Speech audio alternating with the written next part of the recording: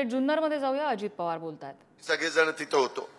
आमच्या सगळ्यांची भाषणं मोदी साहेब यायच्या आधी झाली आणि मोदी साहेब आल्यावर ठरलेलं होतं एकनाथराव शिंदेंनी भाषण करायचं आणि मग मोदी साहेबांनी भाषण करायचं।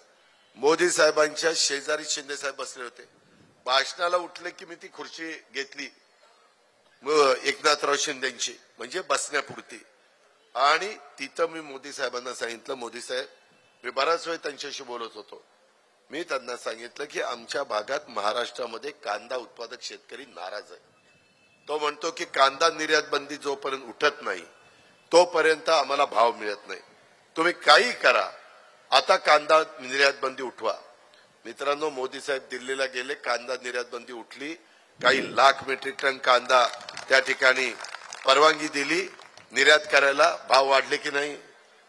आता मला काही लोकांनी दिलं सोयाबीनच्या बद्दल। ज्यावेळेस आमचं आचारसंहिता सुरू व्हायच्या आधी एकनाथराव शिंदे, देवेंद्रजी आणि मी अनेक आमच्या कॅबिनेट लागोपाठ होत होत्या, कधी कधी 2-2 दिवसाला आम्ही बसत होतो। त्याच्यामध्ये माझ्या दूध उत्पादक शेतकरी अडचणीत आलेला होता, त्यांना 5 रुपये अनुदान देण्याचा निर्णय घेतला, डायरेक्ट डीबीटी मध्ये त्याच्या अकाउंटला। जुन्नरकरांनो, तुमच्याही भागामध्ये दूध आहे, काही लोकांना पैसे मिळणं कदाचित राहिलं असेल, कधी कधी ऑनलाईन ते भरायला वगैरे किचकट आहे, आता मला त्याच्यामध्ये काही करता येत नाही।